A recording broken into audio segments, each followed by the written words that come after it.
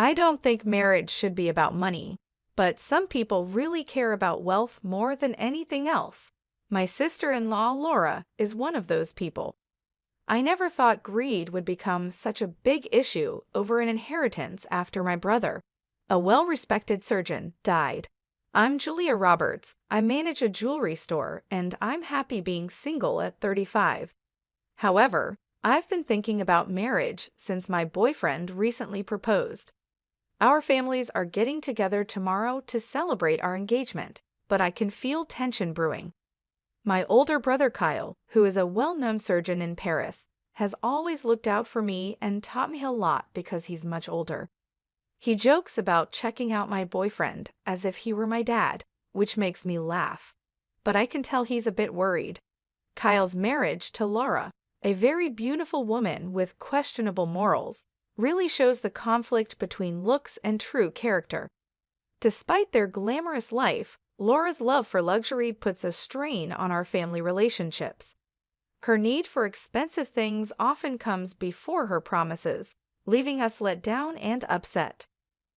At first, we overlooked Laura's behavior, thinking it was because of the pressure to look good. But as she started skipping more family events, our patience started to wear thin. Her decision to cancel on tomorrow's gathering at the last minute for tea at a fancy hotel is a perfect example of her selfishness. While we wouldn't mind her not being there, it's her lack of thought for others that really bothers me. I'm tired of always bending over backward to accommodate her every whim. I tried to talk to my brother about it, but his weakness for Laura stops any serious conversation. He just apologized for the inconvenience and tried to reassure me. He promised he would talk to her about her actions. I'll be there tomorrow, he assured me, convincing me to drop the issue for now. What bothers me the most isn't just Laura's selfishness, but also how she gets my busy brother to say sorry for her and do her tasks, even though she doesn't work and could handle them herself. Despite being at home full-time, Laura doesn't do housework. She hires cleaners and prefers to eat out.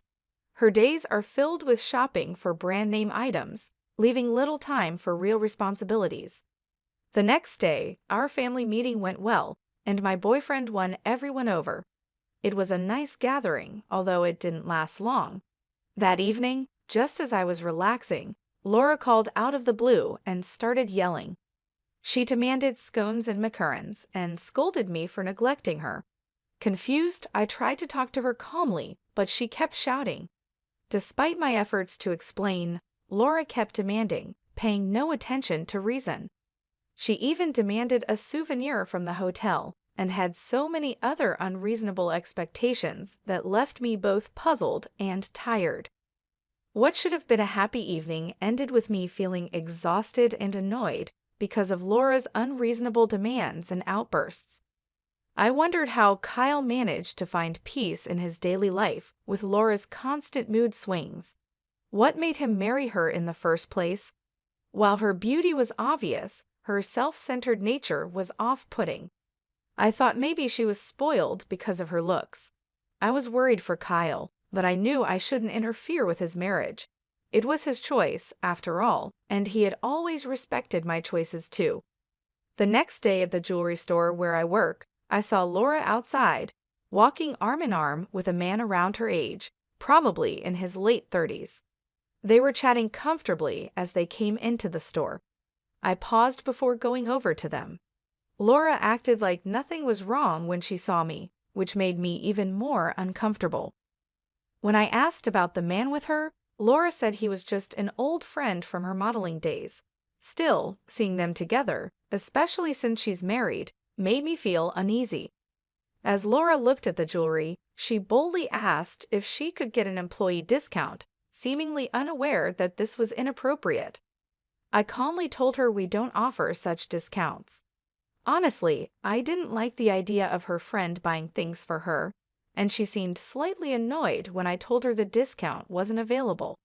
Laura picked out some items and left, leaving the man to pay the bill.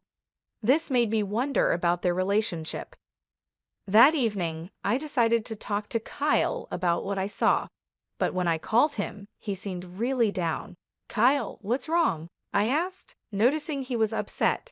I had my suspicions about Laura, but I didn't mention them. When I tried to talk about my upcoming wedding, Kyle seemed distracted by his own thoughts. He talked about saving for our wedding next year and invited me over, but didn't say much about Laura. His uncertainty made me curious. Although I tried to discuss the wedding details, Kyle was non-committal and ended the call abruptly, asking me to meet at our parents' house without explaining why. Maybe he wasn't feeling well. Kyle, a dedicated surgeon, often puts other people's needs before his own health, and this tendency of his to ignore his own health worries me, despite his jokes about the risks of his job. I couldn't stop thinking that his non-stop work schedule was wearing him down. I doubted that Laura, with her self-centered attitude, could give him the support he needed. Kyle sent an email later outlining the plan for a gathering at our parents' house. When I got there, I was shocked to see how pale and worn out he looked, worse than ever before. I asked him how he was, but he just gave me vague answers about being busy with work. Finally, I gathered the courage to talk about Laura's recent actions. I told him about her visit to my store with a young man and wondered aloud if she was deceiving him again. Laura's past actions had always worried me, and I couldn't overlook them any longer. I've been too busy with work to pay much attention to her, my brother confessed. Our parents were upset by her absence at the gathering, which gave me a chance to bring up my concerns. When I asked Kyle about Laura's absence, he said solemnly, "Laura isn't here today, which is why I asked you all to come. I have a favor to ask." With a serious look, Kyle shared some shocking news. Despite our shock, he stood firm, leaving us stunned. 5 months later, tragedy struck as my brother died from stomach cancer, a result of constant stress and overwork. It was a harsh truth to face. Despite his commitment to saving others, he had neglected his own health. He had started to see signs and went through tough tests that confirmed his illness. We wished he had told us sooner. Tears flowed at his funeral, surrounded by a deep feeling of loss. I remembered all the ways Kyle had supported me during my early challenges. His death before he even turned 20 left us overwhelmed with grief. Yet during our mourning, Laura's actions were glaringly obvious. She wore a flashy necklace to the funeral, a gift from another man, showing no respect for the solemn occasion. Her insensitive behavior was unbearable. Overcome with anger, I confronted her. "Why are you wearing that?" I asked, my voice shaking. "Don't you realize how much my brother cared for you?" Laura just smiled, seemingly untouched by the seriousness of the situation. "I know," she replied carelessly. "It's just how the world works. If you're so unhappy, why did you marry me?"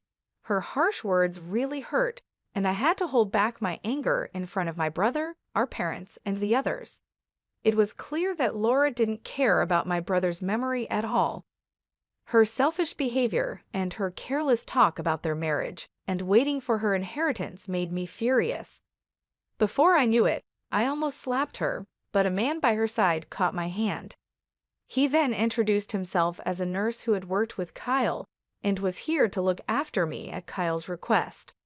I was confused and trying to understand everything going on. Despite the sadness of the funeral, hearing the laughter of the nurses and doctors, who were Kyle's colleagues, brought me a moment of comfort amidst the chaos. I turned to the nurse who had stopped me during the laughter for some clarity. His reply was straightforward. "Did the doctor leave any inheritance behind? Your family should know." His words hit home. I knew very well that my brother hadn't left any inheritance. But Laura, not knowing this, became hysterical. She started accusing us of plotting against her to take the money for ourselves. She was sure she would soon get a large sum of money. As Laura's accusations grew louder, the nurse's amusement turned into full laughter. Seeing things getting out of hand, my dad stepped in, calm but assertive. "Do you really not know?" he asked her. Eager for answers, Laura demanded to know what was going on. I obliged, sharing the details of my brother's financial arrangements during his lifetime. He had set aside €20 million specifically for my wedding and had other generous gifts planned as well. As this reality dawned on Laura, her expression changed dramatically from shock to pale disbelief. My brother, although highly respected for his medical expertise, was known for his lavish spending habits. He indulged in extravagant parties, exclusive dinners, and luxurious accommodations as a way to relieve the stress from his demanding career and family responsibilities. Despite his intent to share these joys with Laura, she was notably absent during both his challenging and celebratory moments. It was not Laura who stood by him during tough times. Instead, it was his colleagues and friends, the very people who were now gathered to pay their respects, who supported him. The nurses, whose laughter had earlier filled the room, began to share poignant memories of my brother's acts of kindness and generosity. They recounted how, despite his hectic schedule, he always made time to look after them, hosting gatherings that left a lasting impression. Their stories deepened their admiration for him, inspiring them to strive harder in their own careers. As they spoke, they revealed another significant act of kindness from my brother: the donation of the remainder of his estate to the hospital. Representatives from the hospital were present and expressed their gratitude for his contribution, which would help alleviate their annual struggles with research funding and improve future medical care. Witnessing the extent of my brother's compassion towards others, I couldn't help but feel a pang of disappointment towards Laura. While he had impacted so many lives in such positive ways, Laura, who should have been his closest companion, displayed nothing but selfishness and greed.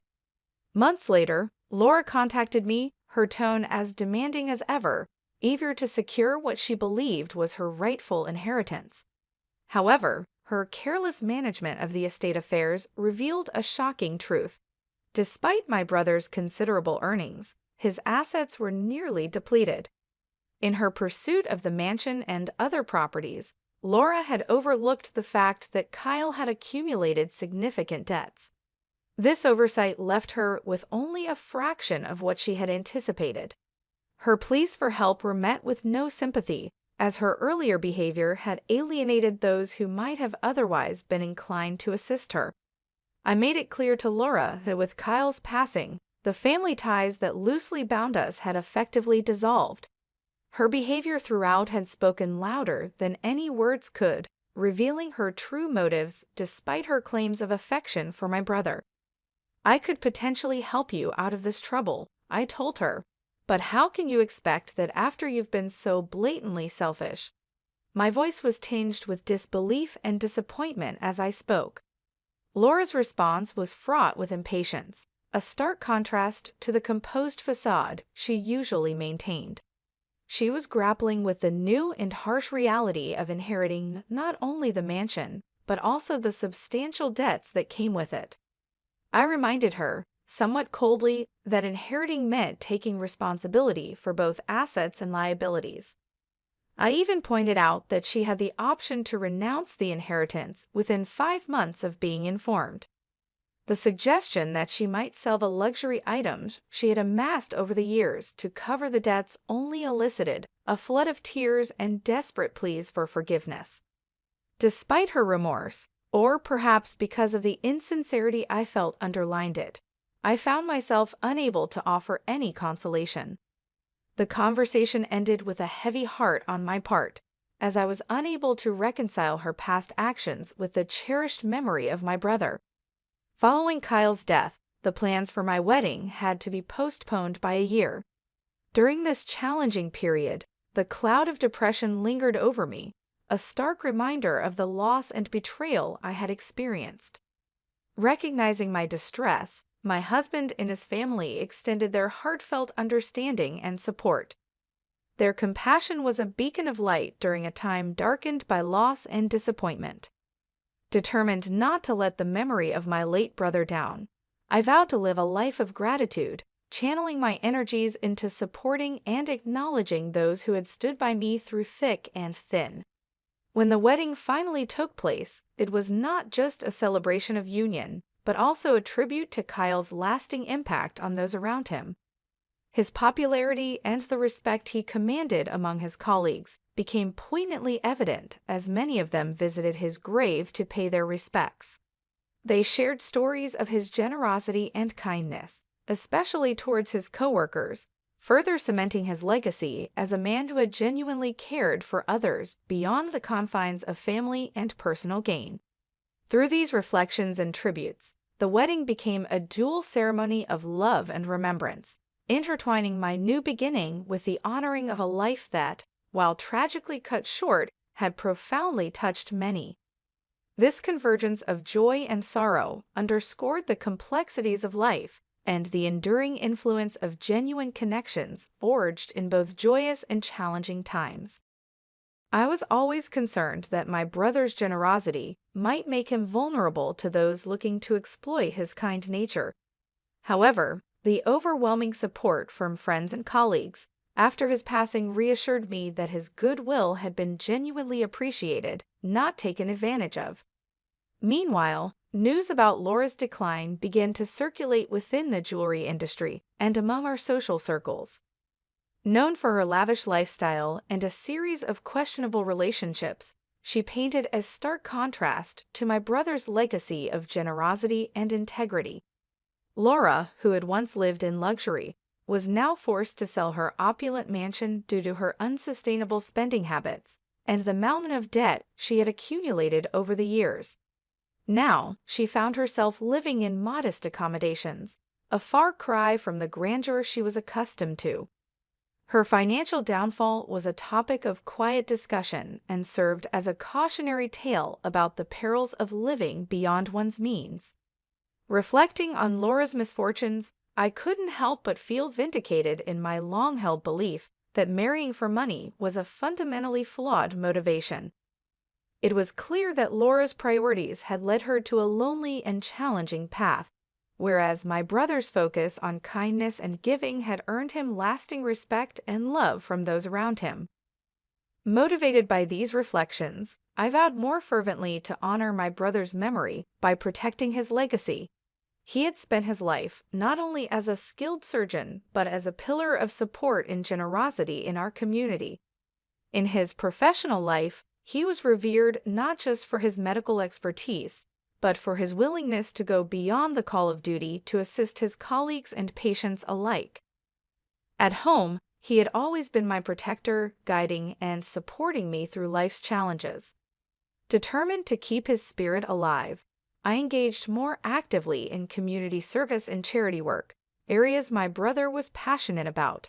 I organized fundraisers and volunteered at the hospital where he had worked, helping to fund the programs he had started or supported. These efforts brought me a sense of closeness to him, a feeling that I was continuing his work in some way. Moreover, I took steps to ensure that the stories of his kindness and generosity were remembered and celebrated. I shared these stories at community gatherings and on social media, ensuring that his legacy would inspire others as much as it inspired me. The positive responses from people who had been touched by my brother's life encouraged me to keep sharing and celebrating his life. In doing so, I found a profound sense of purpose. While Laura's life seemed to spiral into chaos as a result of her choices, I found strength and fulfillment in upholding the values my brother had taught me. This contrast between our paths was a stark reminder of the different outcomes that result from our life choices. By choosing to embody my brother's principles of generosity and support, I not only honored his memory, but also enriched my own life, making it fuller and more meaningful. Through these actions, I not only kept my brother's memory alive, but also ensured that his legacy of kindness and selflessness continued to impact the community, proving that the values he lived by were his true lasting wealth.